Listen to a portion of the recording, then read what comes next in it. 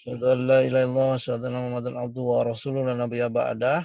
Gimana kabarnya puasa yang tinggal seminggu lagi, adik-adik sekalian? Alhamdulillah. Alhamdulillah. Baik, Alhamdulillah lancar Pak. Lancar ya, setelah lagi puasa selesai. Di minggu-minggu terakhir puasa ini kita harus semakin meningkatkan kualitas ibadah puasa kita ya. Mudah-mudahan meskipun ini tinggal seminggu, kita bisa mengisi dengan berbagai macam kegiatan yang meningkatkan kapasitas diri kita masing-masing. Baik, terima kasih sudah join pada perkuliahan sore hari ini. Perkuliahan yang mesti kita jalankan untuk mengisi knowledge maupun experience bagi Anda sekalian berkaitan dengan aspek strategi ya, strategic management. Minggu lalu kita sudah mengupas tuntas tentang internal analisis ya. Internal analisis kita melihat bagaimana faktor-faktor internal dari organisasi atau dari diri kita, mulai dari finansial, kemudian dari SDM, dari proses yang ada di dalamnya, kemudian ada resource management yang sangat penting sekali, dan time management juga. Internal pada prinsipnya adalah menganalisa segala kemampuan atau kapabilitas resource yang dimiliki oleh organisasi atau oleh seseorang. Di mana dengan kita mengetahui kekuatan dan kelemahan kita, dengan mengetahui positioning organisasi kita, kita bisa memasukkan hal-hal tersebut ke dalam strategic planning kita, ke dalam blueprint organisasi kita. Strategic planning yang kita rancang ini harus benar-benar berdasarkan pada fakta-fakta empirik yang berkaitan dengan organisasi kita. Jadi jangan sampai rencana yang kita buat ini nggak ada dasar rujukannya, tidak ada dasar data-data empiriknya. Nah, karena apa? Karena kalau kita tidak mendasarkan kepada fakta empirik, bisa jadi rencana kita, strategi kita itu salah, lemah, atau tidak efektif mencapai sasaran daripada organisasi. Nah, sehingga minggu lalu kita mendalami tentang internal analisis dari perusahaan perusahaan sepatu ya, yang luar biasa dibahasnya oleh kelompok berapa kemarin, grup 1 apa grup 2. Nah, sekarang mungkin kita melanjutkan kepada external analisis. Jadi ini juga bagian yang sangat penting dalam membuat strategi perusahaan, strategi organisasi. Kita harus melihat kondisi, situasi, dan perkembangan eksternal di luar organisasi kita. Nah, ada apa aja di sana dan bagaimana kita melakukan analisanya. Kita perlu diskusi sore hari ini. Silakan bagi grup yang mau presentasi di sore hari ini untuk sedikit menyampaikan sharing tentang external analysis dari grup berapa? Grup 2 ya? Siapa ininya yang Grup 3, Pak. Grup 3, Pak. Grup 3 ya, yang mau jadi co-host siapa? Grup 3. Pak. Siapa? Nisa, Pak. Kurang jelas, coba bentar ya. Nisa, Pak. Nisa siapa? Nurbaiti. Oke, Nisa Nurbaiti, sorry bentar. Nisa Nurbaiti. Nisa Nurbaiti. Ya, silakan Nisa Nurbaiti untuk sharing filenya. Baik, Pak.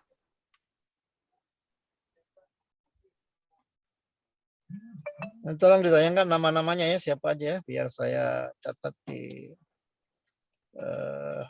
catatan saya.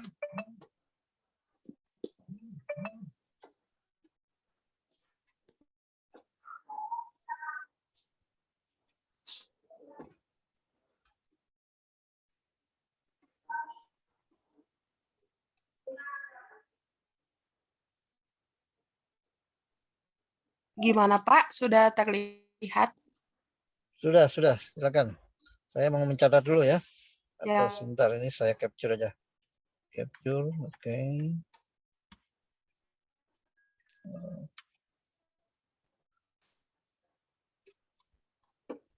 Silakan.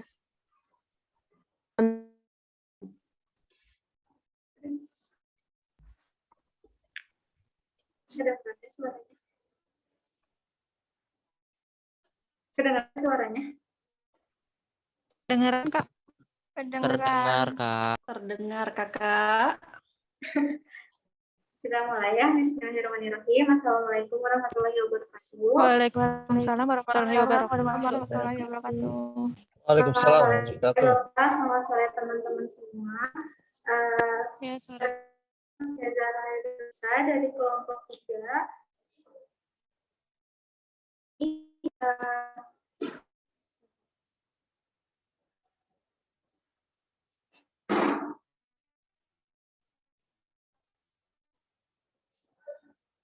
Hari ini kita sampaikan tentang eksternal analisis. Sultan dan Nisa di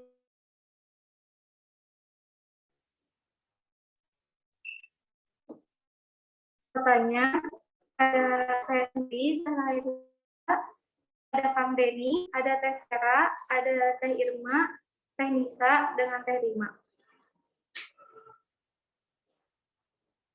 Next, Teh Nisa.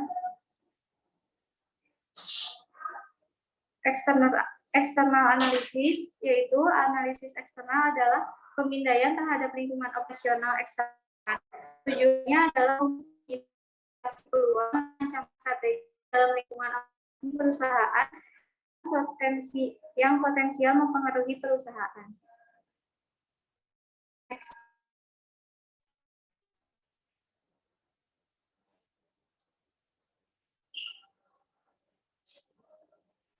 Ada 3 lingkungan yang harus diperiksa ketika melakukan eksternal analisis. Yang pertama adalah lingkungan industri, tempat perusahaan beroperasi. Dalam menganalisis industri perusahaan, dan pesaing utamanya. Ini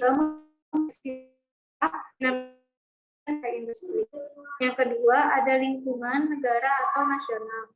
Karena banyak pasar sekarang menganalisis lingkungan industri juga berarti globalisasi terhadap persaingan dalam suatu industri.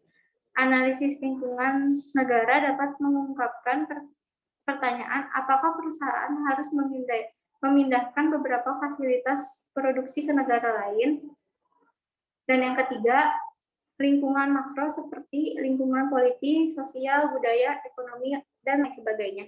Sementara itu, mengenai lingkungan makro terdiri faktor-faktor ekonomi makro, sosial, pemerintah, hukum, internasional, dan teknologi yang dapat mempengaruhi perusahaan dan industri lainnya. Selanjutnya akan dijelaskan oleh Teh Nisa. Terima kasih Teh Zahra. Baik, saya akan melanjutkan tentang faktor dilakukan untuk menganalisis ada 2, yaitu opportunity dan threat. Opportunity atau peluang.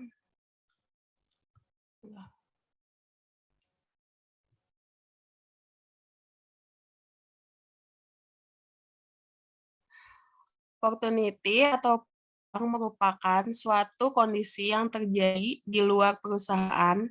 Peluang tersebut dapat dimanfaatkan oleh organisasi dalam mewujudkan tujuannya. Contohnya yaitu kebijakan pemerintah membuka peluang investasi asing. Yang kedua yaitu atau ancaman, merupakan kondisi eksternal organisasi yang dapat dampak dan menjadi penghambat terwujudnya. Contohnya resesi global dan tingkat. Selanjutnya akan dilanjutkan oleh Teh Vera. Silakan, waktu dan tempat dipersilakan.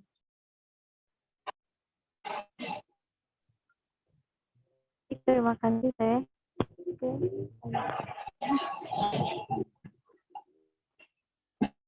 Faktor eksternal melakukan analisis terhadap faktor eksternal. Benar organisasi dapat menggunakan model. Yang pertama ada model makro dan industri. Merupakan lingkungan atau lebih dikenal dengan sebutan PESTEL atau politik ekonomi dan legal.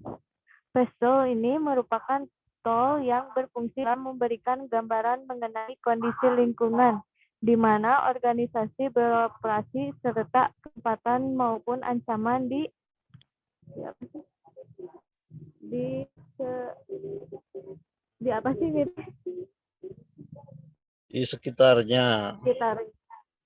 Di sekitarnya. Next. Dan yang kedua, analisis faktor industri.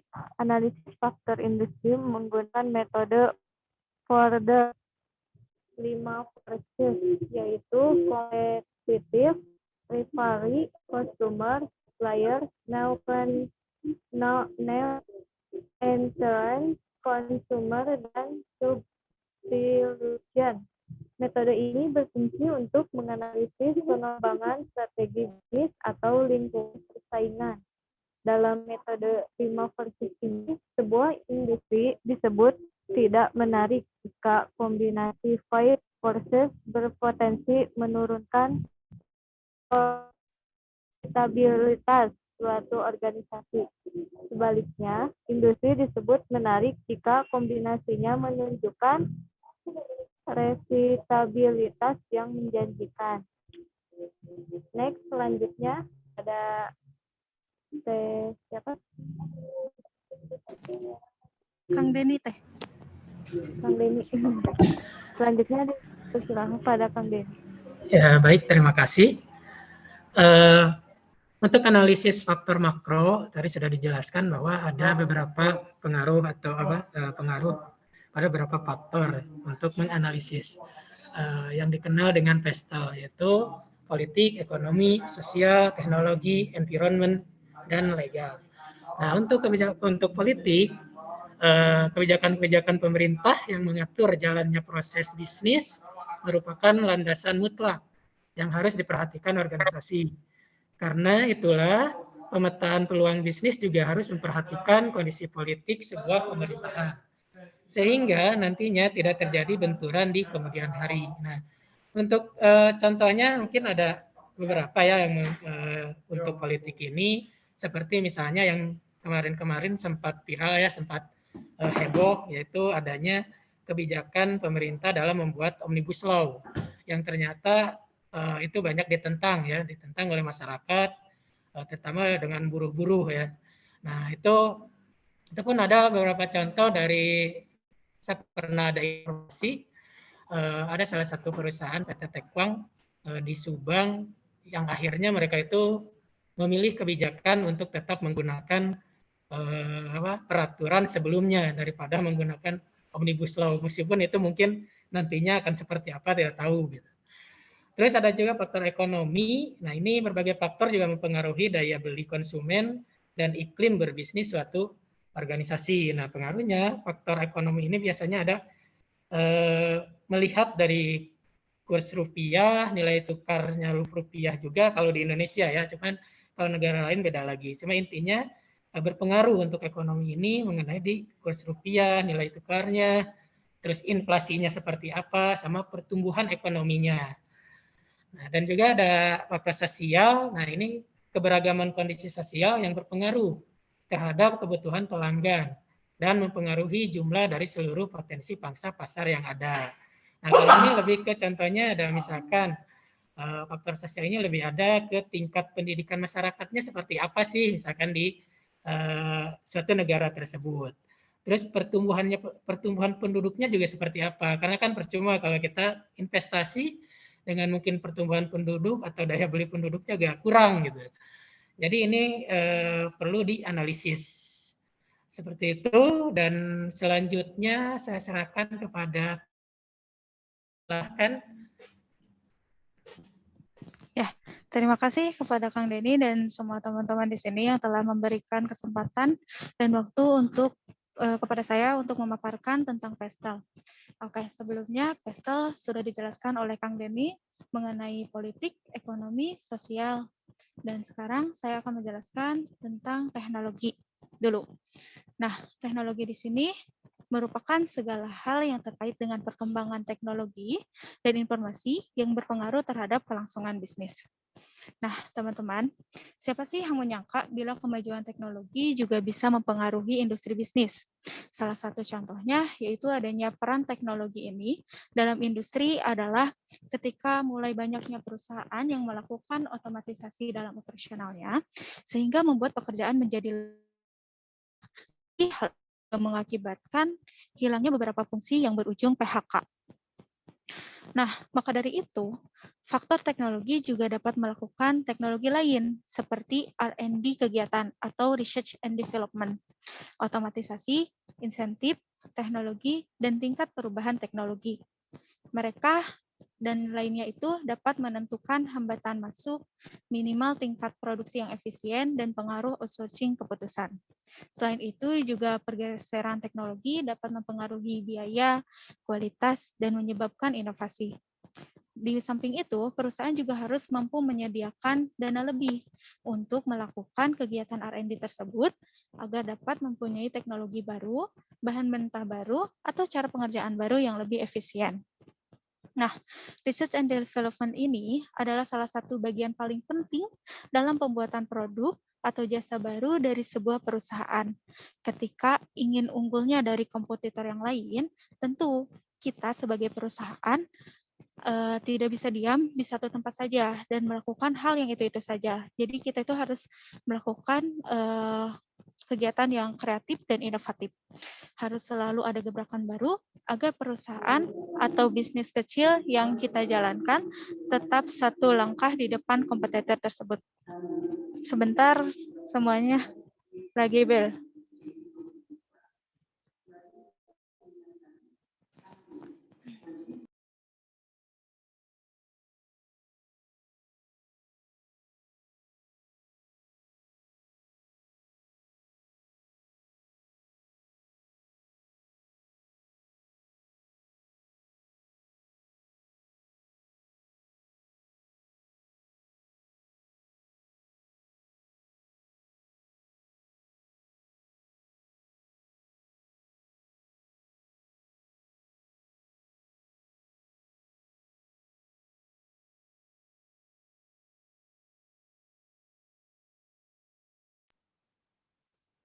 Mohon maaf sebelumnya saya masih di tempat kerja jadi masih ada bel. Oke, saya lanjutkan ya. Saya lanjutkan selanjutnya yaitu faktor environment atau lingkungan yang terkait dengan aktivitas atau rencana bisnis dan memiliki pengaruh terhadap keputusan pembeli seperti lokasi geografis. Nah, environmental ini atau lingkungan ini yaitu yang berbicara tentang peran lingkungan yang memberikan kesuksesan pada bisnis. Beberapa contoh industri bisnis yang sangat tergantung pada lingkungan adalah sektor pertanian, perikanan, hingga sampai pariwisata. Faktor eksternal yang mampu mempengaruhi lingkungan bisnis meliputi konsumen, pemasok, kompetitor, publik, media, dan pemasaran. Oleh karena itu, sebagai contoh, misalkan bisnis fashion, harus lihat faktor eksternal di lingkungan di sana itu seperti apa. Misalkan baju di luar sana di tahun 2022 di bulan April itu seperti apa. Mungkin sekarang sedang ramainya dengan pembelian baju lebaran. Nah, perusahaan atau bisnis fashion tersebut sebelumnya harus melakukan pembaharuan dalam melakukan tren fashion tersebut. Oke, selanjutnya saya akan menjelaskan tentang legal. Legal atau hukum di sini merupakan kondisi yang meliputi adanya pengaruh hukum seperti perubahan perundang-undangan yang ada. Oleh karena itu, diperlakukan perhatian khusus terhadap segala sesuatu yang berhubungan dengan aturan yang menyangkut proses bisnis suatu organisasi. Nah, teman-teman, perlu kita ketahui bahwa dalam faktor hukum seperti undang-undang yang dibuat oleh pemerintah sangat memberikan pengaruh pada lingkungan bisnis di suatu negara. Harus memiliki peraturannya sendiri kan? Nah, agar ini bisa beriringan antara perusahaan dengan pemerintah, maka analisis hukum harus memetakan kedua hal ini, supaya strategi bisnis juga sesuai dengan undang-undang yang ada. Teman-teman, lingkungan hukum berdampak pada semua perilaku bisnis dan dapat dibagi menjadi beberapa bidang. Yang pertama, adanya undang-undang ketenagakerjaan, kedua, undang-undang lingkungan, ketiga, undang-undang konsumen, keempat, hukum persaingan, kelima, undang-undang informasi dan pelaporan, dan yang terakhir, adanya undang-undang sosial. Teman-teman, perlu kita ketahui bahwa hukum ketenagakerjaan di Indonesia diatur di dalam UU Nomor 13 Tahun 2003 tentang ketenagakerjaan. Hukum ketenagakerjaan mengatur tentang segala hal yang berhubungan dengan tenaga kerja pada waktu sebelum, selama, dan sesudah kerja. Tujuannya dari dibentuknya hukum ketenagakerjaan itu memberdayakan dan mendayagunakan tenaga kerja secara optimal dan manusiawi, mewujudkan pemerataan kesempatan kerja, dan penyediaan tenaga kerja yang sesuai dengan kebutuhan pembangunan nasional dan daerah. Ketiga, memberikan perlindungan kepada tenaga kerja dalam mewujudkan kesejahteraan, dan yang terakhir, meningkatkan kesejahteraan tenaga kerja dan keluarganya. Nah, di dalam menjalankan aktivitas perusahaan, pengorbanan hak dari setiap pekerja. Hak pekerja tersebut yaitu kan tanpa atas dasar hak untuk mengkompetensi dan kepercayaan, hak untuk mendapat penghasilan yang sesuai dengan harga martabat manusia, untuk mendapatkan perlindungan, kesejahteraan, dan mungkin untuk ini di jalan itu akan oleh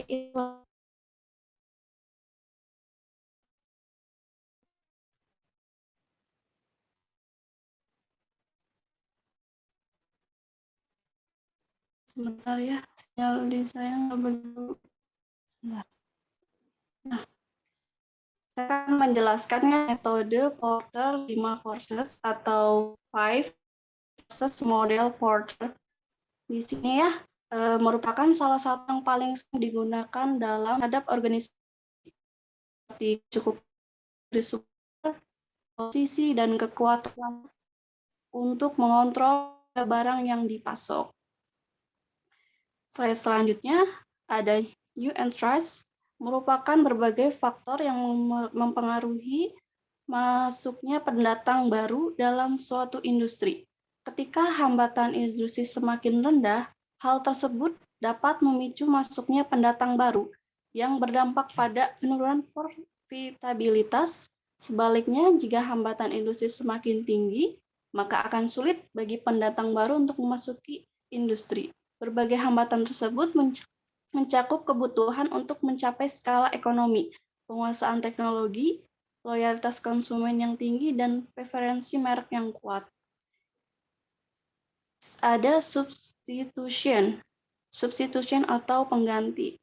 Merupakan suatu kondisi di mana persaingan produk yang dihasilkan perusahaan tidak hanya berasal dari perusahaan yang produksi produk yang sama, namun persaingan produk yang tersebut juga berasal dari perusahaan lain yang memproduksi produk yang memiliki kesamaan fungsi dengan produk yang dihasilkan perusahaan. Selanjutnya, terakhir, customer power menjelaskan tingkat kekuatan konsumen dalam membeli barang atau jasa yang ditawarkan. Semakin tinggi pilihan barang dan jasa yang tersedia di pasar, maka semakin tinggi pula kekuatan konsumen untuk menentukan pilihan dalam membeli barang atau jasa, sehingga berpotensi menjadi ancaman bagi perusahaan. Nah, dengan melakukan identitas analisis faktor eksternal melalui metode Pestel dan metode Porter 5 forces, maka organisasi dapat memetakan peluang dan ancaman yang dapat berdampak pada pertumbuhan organisasi itu sendiri. Terima kasih teman. Selanjutnya saya kepada moderator Teh Zahra. Ya, terima kasih. Untuk kesimpulannya adalah external analysis adalah pemindaian terhadap yang bertujuan untuk mengidentifikasi opportunity dan threat dalam lingkungan operasi. Opportunity atau peluang merupakan suatu kondisi yang terjadi di luar perusahaan, dan threat atau ancaman yang terjadi di luar perusahaan. External analysis juga menyangkut terhadap faktor makro dan faktor industri, di mana faktor makro menganalisis pastel, sedangkan faktor industri menganalisis metode Porter's 5-4. Di samping itu, industri disebut menarik jika kombinasi menunjukkan profitabilitas yang menjanjikan. Kebijakan-kebijakan pemerintah yang mengatur jalannya proses bisnis merupakan landasan mutlak yang harus diperhatikan organisasi. Sekian presentasi dari jika pertanyaan dipersilakan. Oke, terima kasih. Ini kelompok 3 ya, luar biasa. Memberikan eksternal analisa eksternal. Sudah memberikan gambaran tentang apa dan bagaimana ya analisa eksternal. Nah, barangkali dari kelompok yang lain ada yang mau komentar, mau bertanya, atau mau mengelaborate juga dipersilakan. Silakan bila ada dari kelompok lain. Mungkin punya pengalaman bagaimana menganalisa eksternal di perusahaannya atau di kantornya, di industrinya. Bisa kita lakukan komparasi dengan apa yang disampaikan oleh grup 3 tadi. Ada yang mau berkomentar, bertanya? Maaf, PowerPoint-nya boleh dikirim ke grup? Boleh sebentar. Maaf. Ya, nanti dikirim ya grup ya, biar kita semua bisa belajar baca. Baik, Pak. Ini lebih cakep lagi kalau ada contoh kasus perusahaan ya. Misalnya perusahaan sepatu. Nah, gimana perusahaan sepatu itu secara legalnya, secara teknologi, secara ekonomi ya. Sekarang kan kalau di Indonesia itu kan selalu nuntut UMR naik ya. Selalu nuntut UMR naik. Betul, Pak. Akibatnya mungkin pabrik sepatu pindah ke Thailand, pindah ke Vietnam gitu ya. Yang di sana mungkin lebih murah biayanya gitu. Nah, itu bagian daripada analisa eksternal. Belum lagi berkaitan dengan legal ya. Kalau banyak demo gini kan ketidakpastian hukumnya tinggi. Kemudian politik ya, politik di negara kita ini memang cukup ini ya, dinamis ya. Jadi politik ini cukup mewarnai, dan bagi para pengusaha politik ini kalau di Indonesia itu yang sangat dikonsumsikan. Nah, terakhir isu terakhir yang berkaitan dengan mafia minyak, katanya terkait dengan saham di Persatuan Sepak Bola Solo ya. Jadi ada kaitannya politik dengan bisnis gitu ternyata. Bahkan di Indonesia itu lebih cenderung ekonomi politik atau politik ekonomi yang terjadi ya secara mandatori di lapangan itu. Jadi politik sudah menyatu dengan ekonomi, atau ekonomi juga masuk ke dalam ranah politik. Nah, ini patut kita cermati dan kita perhatikan bersama. Berkaitan dengan politik ini memang agak dominan di Indonesia. Jadi kalau kita mau bisnis, kita harus aware dengan politik, harus selalu mengikuti perkembangan. Bahkan kalau perlu melakukan risk mitigation ya, mitigasi resiko seperti apa politik itu dan bagaimana dinamikanya. Atau kalau perlu kita membuat bisnis atau menjalankan bisnis dengan produk-produk yang tidak terlalu terpengaruh oleh dinamika politik ya, yang tidak terlalu terdampak oleh politik. Nah, strateginya bisa kita pilih nanti, kita mau masuk wilayah mana. Apakah kita memiliki dukungan politik yang kuat, artinya politiknya akan stabil, selalu mendukung perusahaan kita. Kita perlu punya bagian direktorat, namanya direktorat direktorat regulatori ya, regulation yang akan melakukan approach terhadap regulator ya, pemerintah. Atau ya kalau kita kuat secara politik aman, kita bisa memainkan peran bahkan ya, mewarnai penyusunan regulasi. Ya, kalau nggak bisa maka kita harus selalu mengikuti perkembangan, membuat kolaborasi dengan baik dengan supplier, dengan macam-macam ya mitra, supaya dengan perubahan regulasi apapun kita masih aman bisnisnya. Atau memang tadi kita akan berbisnis dengan produk-produk atau bisnis yang tidak terlalu terdampak oleh politik ya. Nah, itu dari sisi pestel ya, politik, ekonomi, sosial, kemudian environment dan legal ya. Environment ini juga berpengaruh. Environment ini kalau di negara kita adalah sosial masyarakat kali ya. Bagaimana masyarakat kita karakternya semacam apa? Karakter yang karakter sosial komunal itu berpengaruh terhadap marketing. Jadi dalam strategi marketing sangat dipengaruhi oleh karakter atau profil dari market. Nah, itu perlu dipertimbangkan environment-nya semacam apa. Apakah ini orang yang sensitif, orang yang elegan, atau seperti apa? Atau orang yang butuh didekati secara kebudayaan ya, secara kultural. Punya tiap suku ya, setiap suku itu memiliki karakter sendiri, jadi pendekatannya harus beda-beda, berada di lingkungan mana kita. Nah, itu juga hati-hati karena bisa jadi karakter yang berbeda akan menimbulkan dampak-dampak lingkungan, dampak-dampak hukum yang legal juga berpengaruh. Kalau Anda bekerja di Papua sana, itu hukum adat sangat kuat ya. Kita harus hati-hati, tidak boleh kita asal menabrak hukum adat, bisa-bisa akan terkena dampak hukum atau mengancam keselamatan jiwa. Nah, berikutnya kita menganalisa berkaitan dengan lima kekuatannya, 5 kekuatan 5 force. Di antaranya adalah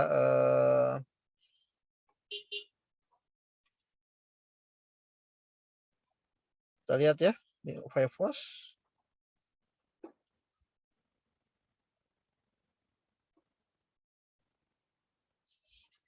X-force ya, tadi 6 force ya.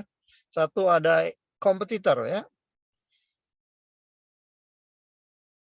Bagaimana kompetitor ini mereka memiliki kekuatan untuk menekan bisnis kita, tidak kompetitor ini. Kita sama selevel atau di bawah mereka atau di atas mereka. Mereka melakukan penelitian apa? Jadi teknologi tadi itu sangat mempengaruhi kompetisi. Kalau teknologi inovasinya hebat, maka kompetisinya akan luar biasa. Seperti Samsung. Samsung itu dihasilkan dari inovasi yang luar biasa dari Korea ya. Di mana dulunya si perusahaan itu membuat jam pintar ya. Jam pintar yang bisa memberikan data-data dan sebagainya. Terkonek ke internet. Dan kemudian mereka melanjutkan mengembangkan smartphone. Yang tadinya dari smartwatch, kemudian dikembangkan smartphone. Nah, kompetitor ini harus kita lihat seperti apa positioning kita terhadap kompetitor. Kalau kita lemah berarti kita harus membanting harga atau kita memberikan layanan yang berkualitas. Berikutnya supplier. Bagaimana bargaining supplier? Mereka satu-satunya atau supplier kita ada beberapa sehingga kita bisa membandingkan antara supplier yang satu dengan supplier yang lain. Nah, kalau kita ada berapa berarti bargaining kita kuat. Tapi kalau supplier itu satu-satunya, maka bargaining kita agak lemah. Sehingga kita perlu membuat MOU perikatan dengan supplier tersebut. Ya, supaya apa? Supaya fluktuasi harga barangnya tidak naik turun, stabil gitu. Sehingga ada kepastian bagi perusahaan kita untuk mendeliver produk sesuai dengan harga yang telah ditetapkan. Berikutnya adalah customer power ya, customer atau client power. Customer juga bisa memiliki bargaining power ya, memiliki kekuatan bargaining. Kalau providernya banyak, artinya kita punya kompetitor yang banyak, customer memiliki power yang besar. Dia bisa memilih, bisa membanding-bandingkan, dia bisa melakukan komparasi. Nah, mana yang paling murah, mana yang kualitasnya bagus. Dia juga bisa melihat testimoninya sekarang dengan di era digital, di era internet, semuanya transparan ya. Orang bisa komentar apapun, bisa ngasih rating berapapun terhadap layanan. Nah, seperti saya kemarin naik gokar itu, supir gokarnya bilang mereka akan repot jika ratingnya rendah. Karena yang rating rendah itu nanti tidak dapat orderan, jarang orderan. Jadi di ranking dari rating yang tinggi ke rating yang rendah itu orderan akan dilarikan ke HP mereka. Nah, itu menjadi pertimbangan dalam mendesain bisnis kita ya. Berikutnya potensial new entrant ya, pendatang baru. Nah, bisnis kita, produk kita ini adalah produk spesifik enggak? Atau produk umum, produk yang setiap orang sebetulnya bisa menyediakan juga. Ya, kalau produknya umum, maka pendatang baru akan sangat mungkin datang, gampang masuk, dan gampang ikut bermain.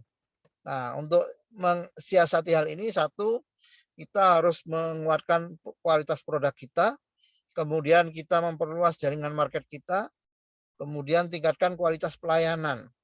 Terus kemudian lakukan terus inovasi-inovasi. Ya, inovasi ini yang akan bisa membedakan kita dengan kompetitor atau dengan pendatang baru sekalipun.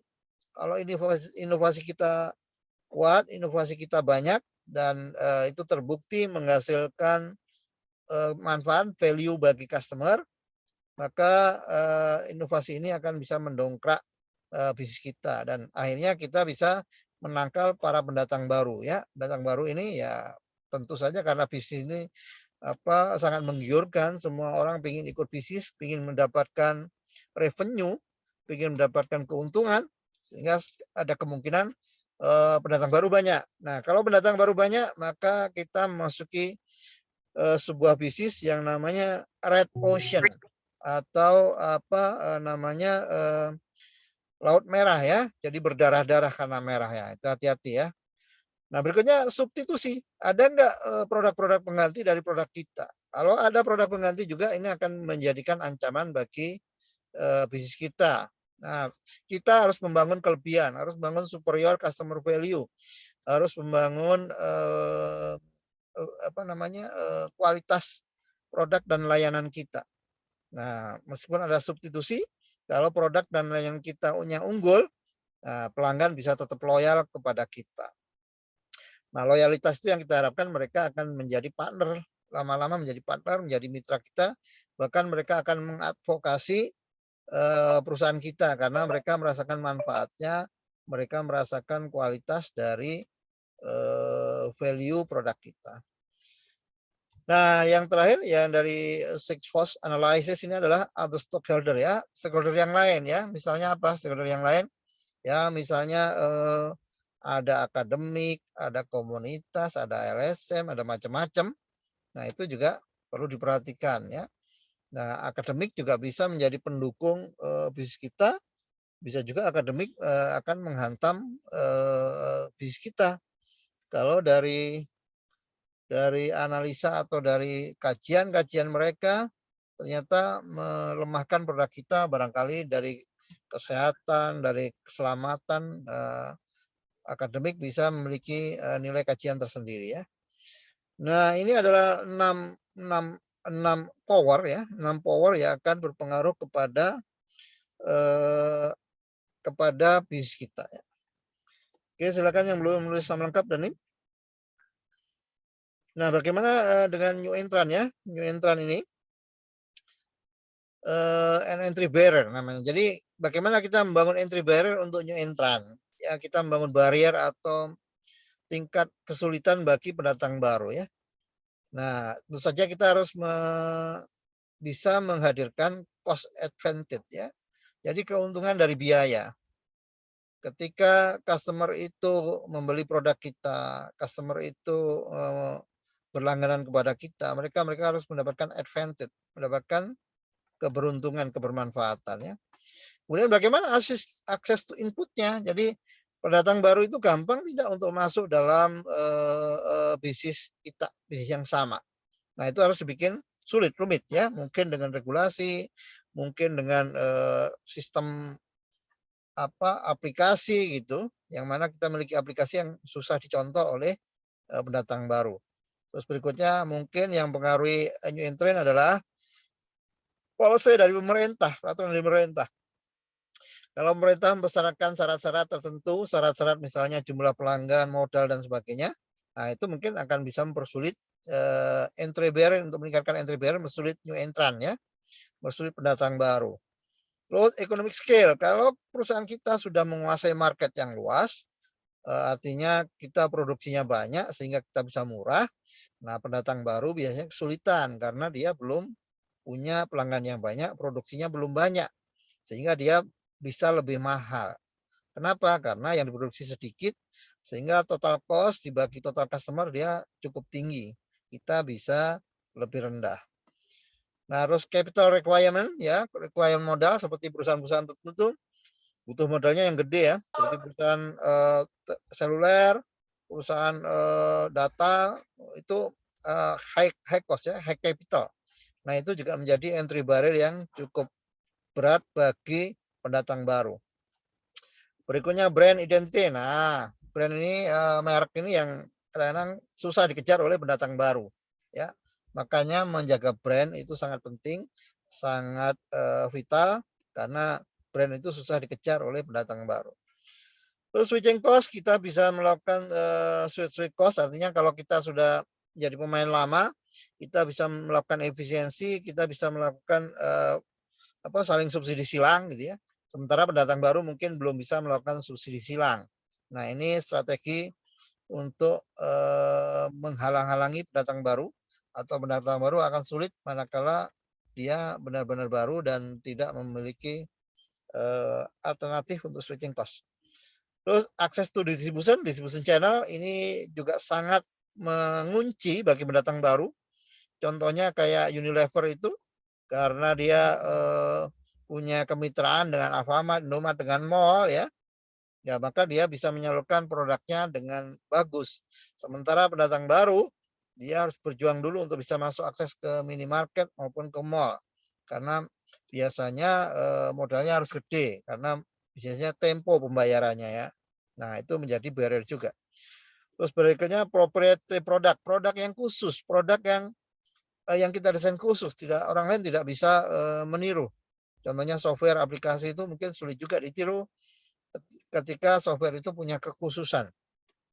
Ada algoritma tertentu yang orang tidak tahu ya. Contohnya juga semiconductor ya, untuk elektronik. Nah, itu susah. Yang menguasai itu Amerika dan Eropa. Jadi kalau kita mau bikin elektronika dan butuh semiconductor, kita harus impor. Kita susah membuat sendiri karena materialnya itu khusus spesifik. Dan yang mampu teknologi tingginya adalah Amerika mungkin dan Eropa. Nah, ini contoh bahasan tentang ini ya, external analysis. Nah, sebenarnya banyak juga ya dalam external analysis ini. Contohnya dalam step exercise-nya kita bisa lihat sosiokultural, kulturalnya semacam apa, aspek teknologinya bagaimana, ekonominya, kemudian politiko-legal ya, legal politiknya seperti apa. Nah, apa yang disampaikan oleh grup 3 tadi sudah cukup bagus, sudah menyasar ini. Tinggal dipertajam lagi nanti misalnya mencari contoh perusahaannya apa, contoh industrinya apa. Satu industri dengan industri yang lain tentu saja memiliki profil yang berbeda, memiliki karakter yang berbeda, dan perbedaan itu harus bisa disikapi dengan baik oleh perusahaan itu ya, oleh manajemen, oleh board of director. Itu harus bisa mengantisipasi kondisi saat ini, bahkan memprediksi kondisi ke depan seperti apa. Ya, oke, ada pertanyaan? Ada komentar? Saya mau ngopi dulu ini yang sudah menulis catatan. Nah, kalau kita melihat negara kita saat ini itu dengan undang-undang apa itu yang tadi disinggung-singgung, undang-undang undang-undang apa undang-undang apa itu yang kemarin kontroversial tuh? Omnibus Law. Omnibus Law. Undang-undang cilaka. Itu kan dengan Omnibus Law itu new entry-nya akan gampang, ngurus izinnya gampang banget tuh. Betul nggak?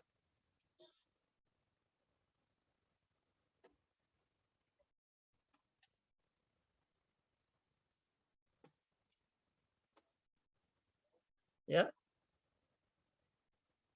Dengan Omnibus Law itu newcomer-nya sangat gampang banget.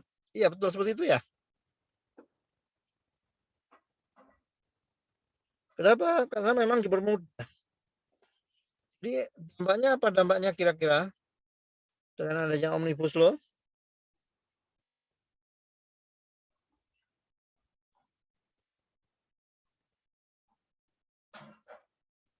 Apa dampaknya kira-kira? Dampaknya pemain baru gampang masuk, ya.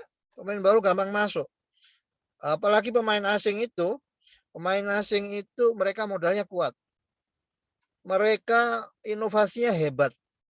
Jadi produk-produk kita saat ini itu bisa dicontoh oleh mereka.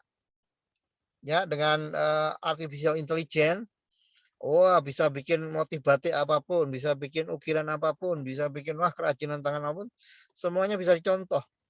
Bahkan mereka sampai mengembangkan yang namanya printer 3 dimensi ya.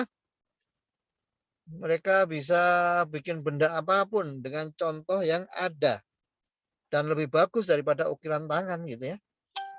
Tangan mungkin ukir kalau capek dia akan kualitasnya turun, tapi kalau pakai mesin ya, pakai artificial intelligence itu akan sangat stabil. Membuat sesuatu akan stabil dalam kualitas, dalam spesifikasi karena mesin, robot ya. Nah, ini ya dengan undang-undang cilaka itu, cipta kerja itu ya kita harus waspada karena mereka teknologinya udah maju. Nah, seringkali kita menjadi bulan-bulanan negara maju ya. Dulu ada apa namanya? Global market ya. Ya, open market dulu kan. Global market itu membuat kita harus membuka pasar kita untuk negara lain. Padahal mereka produknya lebih siap, teknologinya lebih siap. Sementara kita secara pengetahuan dan inovasi teknologinya masih sangat ketinggalan. Jadi sebetulnya kita ini tepat nggak buka globalisasi open market? Kita tepat atau salah itu sebetulnya ya? Kita membuka pasar kita, sementara sebetulnya kita sangat lemah.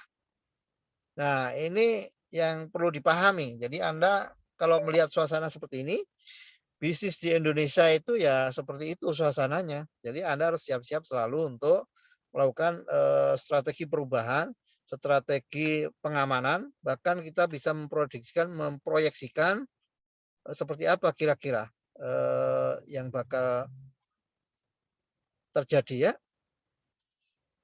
Oke, ada pertanyaan, ada komentar?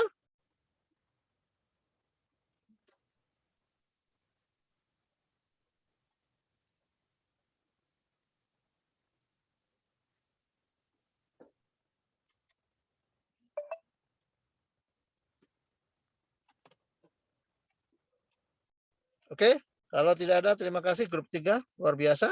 Semuanya sudah ngisi nama lengkap dan NIM? Sudah, Pak. Sudah ya? Sudah. Oke. Sudah. Ini 2 kelas apa 1 kelas ya? 2 kelas. 2 kelas, Pak. 2 kelas, tapi cuma 35 jumlahnya ya, sore ini ya.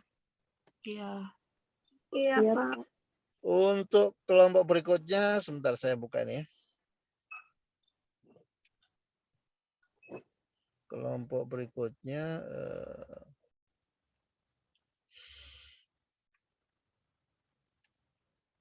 jadi analisa internal eksternal ini menjadi dasar landasan untuk membuat strategi. Nah, dari analisa internal eksternal ini, ya nanti kita jadi tahu posisi perusahaan kita itu ada di mana.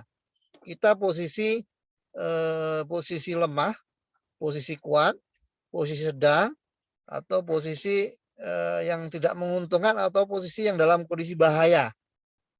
Nah, itu nanti Anda membuat analisa positioning ya, bisa pakai geometrik atau apapun lah ya. Nanti dilakukan komparasi. Misalnya gini, dari sisi tadi misalnya dengan menganalisa internal dan eksternal. Nah, kita jadi tahu nih posisi kita.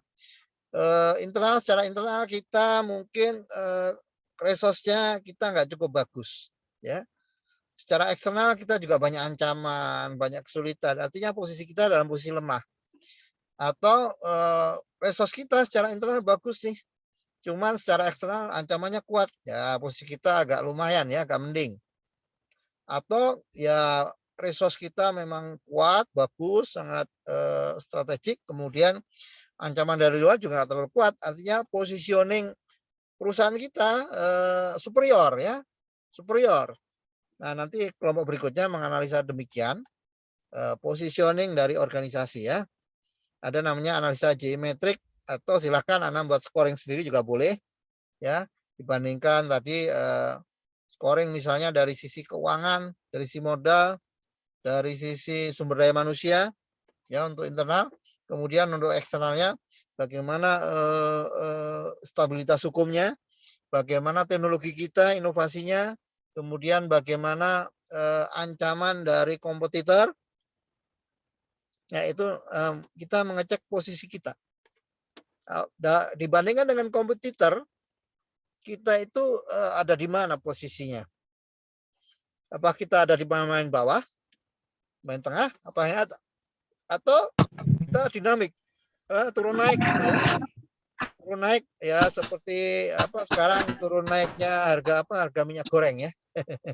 Minyak goreng lagi naik, ini mengancam apa ini pengusaha apa? Pengusaha gorengan ya, keancam dia ya. Kerupuk, gorengan macam-macam itu terancam dia. Positioningnya mungkin sedang berubah dia, agak ke bawah karena bahan untuk menggorengnya harganya naik ya. Itu mungkin untuk minggu depan ya, grup 4 ya. Iya, Pak. Ya, grup 4 membuat positioning baik dari sisi internal eksternal maupun membandingkan dengan kompetitor. Silakan dibandingkan ya, melakukan komparasi. Membanding-bandingkan aja. Anda bisa melihat dari YouTube, dari Google, atau ya di persepsi Anda juga boleh, asumsi juga boleh ya. Asumsi melatih Anda untuk tajam dalam berpikir, dalam menganalisa. Oke. Itu untuk kuliah hari ini. Bila tidak ada pertanyaan, tidak ada komentar, selamat. Terima kasih atas join-nya di kuliah sore hari ini, dan mohon maaf bila ada kurangan. Kemudian selamat menunggu berbuka puasa. Mudah-mudahan puasa kita diterima oleh Allah Subhanahu wa taala.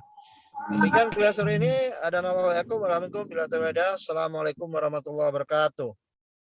Waalaikumsalam Warahmatullahi wabarakatuh. Wabarakatuh. Terima kasih, Pak. Waalaikumsalam Terima kasih, Bapak. Sama-sama.